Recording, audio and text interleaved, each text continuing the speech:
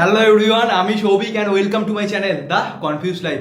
তো দেখতে দেখতে রাইডে যাওয়ার তো সময় এসেই গেল, আর অলরেডি তোমরা রিলসের মধ্যে দেখেই নিয়েছো কোথায় কোথায় আমরা রাইডে গেছি। আর এই রাইডের মধ্যে আমি যে যে জায়গাগুলো এক্সপ্লোর করতে পেরেছি সেই জায়গাগুলোর নাম হচ্ছে: first Spiti valley, Himachal Pradesh; second Sach Pass; third Zanskar valley; fourth Ladakh; fifth Kashmir. আমি আগের বছরও লাদাখে রাইডে গেছিলাম, আর এবছর আবার লাদাখ রাইডে বেরিয়ে যাচ্ছি। আর এবছর শুধু লাদাখ না, লাদাখের সাথে এই এতগুলো জায়গা আমি এক্সপ্লোর করবো। রাইডের জন্য আমরা একটা টি শার্ট বানিয়েছি, আর এই রাইডের একটা স্পেশাল নামও দেওয়া হয়েছে, hidden James of the Himalayan. Already তোমরা রিলসের মধ্যে সব কিছু আপডেট পেয়ে গেছো, আর এই ব্লগের মধ্যে ফুল ডিটেলস থাকবে। তো চলো এখন বেরিয়ে পড়ি। আর আজকে আমরা যাবো হচ্ছে কলকাতা থেকে লখনউয়ের উদ্দেশ্যে, আর এখান থেকে লখনউয়ের দূরত্ব হচ্ছে 1040 কিলোমিটার। মোটামুটি সময় লাগবে 17 ঘন্টার মতন, বাট আমাদের রেস নিয়ে সময় লাগবে আরও বেশি, মানে 24 ঘন্টার মতন আমাদের সময় লাগবে। তো চলো, অনেকটা রাস্তা যেতে হবে, আর এই রাত্রির দিকে রাইড করতে আমার প্রচণ্ড পরিমাণে ভালো লাগে। তো চলো আর বেশি দেরি না করে বেরিয়ে পড়ি। দেখা হচ্ছে তোমাদের সাথে একদম মোটো ব্লগে।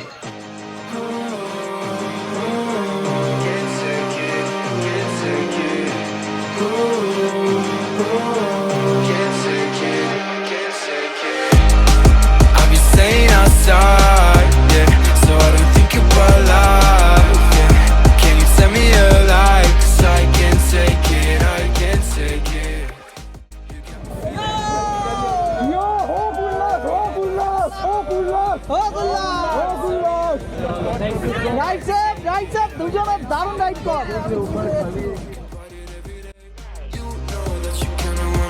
Same way, so much time, you just had to pretend.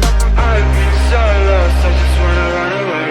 Run away, run away right now. I gotta go, I'm wasting my attention.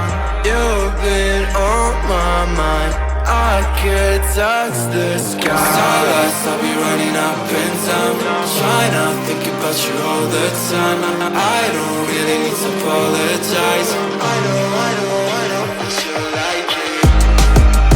Staying outside, yeah, so I don't think about life, yeah. Can you tell me a lie, 'cause I can't take it, I can't take it. You got me feeling alright, yeah. Every day by your side, yeah. Can you tell me a lie, 'cause I can't take it, I can't take it.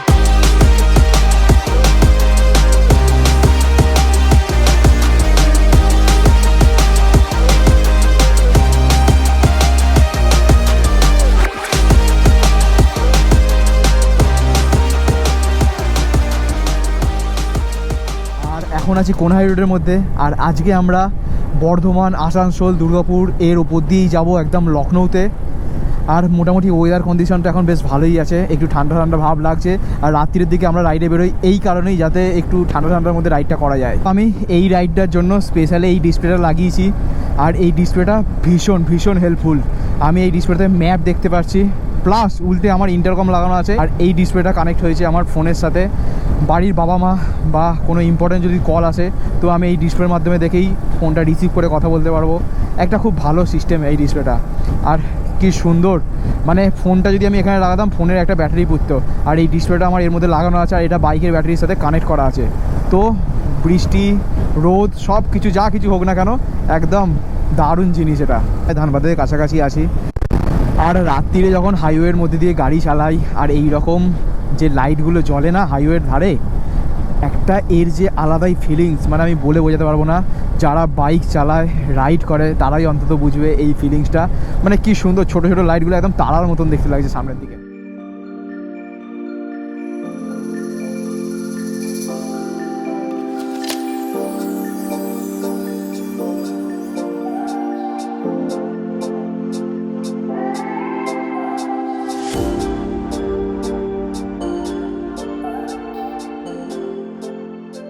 তো এখন বাজে ঘড়িতে 8:44, আর Bihar border cross করার পর এখন একটু হালকা breakfast করার জন্য একটু ওয়েট করছি। ঘড়িতে 8:44, আর আমরা ধানবাদ ক্রস করার পর যে বৃষ্টিটা শুরু হয়েছে সেই বৃষ্টিটা এখনও হচ্ছে। আমি দেখাচ্ছি তোমাদেরকে, দেখো শুধু এই রকমভাবে হালকা হালকা বৃষ্টি পড়তেই থাকছে।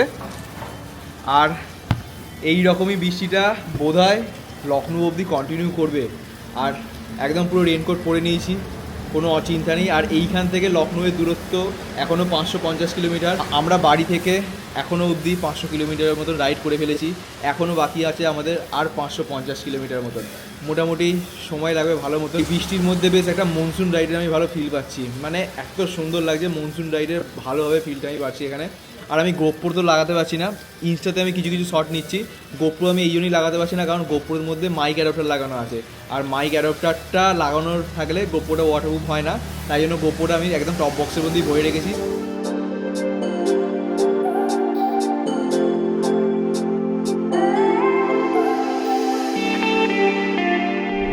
রাস্তার ধারে এই ছোট ছোট খেজুর গাছগুলোর জন্য এই রাস্তাটার যে সৌন্দর্য সেটা আরও অনেক বেশি করে দিয়েছে। মানে দেখো একদম লাইন দিয়ে বসানো আছে খেজুর গাছগুলো। এখন আমরা বেনারসের ওপর দিয়েই যাচ্ছি,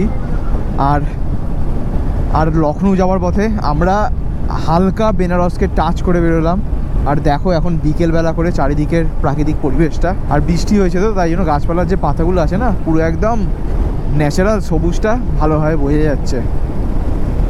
আমরা আজকে লখনৌ যাব সুলতানপুরের ওপর দিয়ে। তোমরা যদি কেউ চাও তাহলে এই রাস্তা দিয়ে সোজা চলে গেলে পূর্বাঞ্চল এক্সপ্রেসওয়ে পাবে, আর পূর্বাঞ্চল এক্সপ্রেসওয়েটাও লখনৌতেই যাচ্ছে। কিন্তু পূর্বাঞ্চল এক্সপ্রেসওয়ে ধরলে এক্সট্রা 70 কিলোমিটার ঘুরতে হচ্ছে, তাই জন্য আমরা আর পূর্বাঞ্চল এক্সপ্রেসওয়ে ধরছি না, আমরা একদম সুলতানপুর হয়ে যাচ্ছি। তাহলে একটু ডিস্টেন্সটা আমাদের কম আসবে। মোটামুটি যাই হোক না কেন আজকে আমরা অনেক রাত করে হোটেলে ঢুকছি, প্রায় 10টা এরকম সময় করে তো হোটেলে ঢুকবই।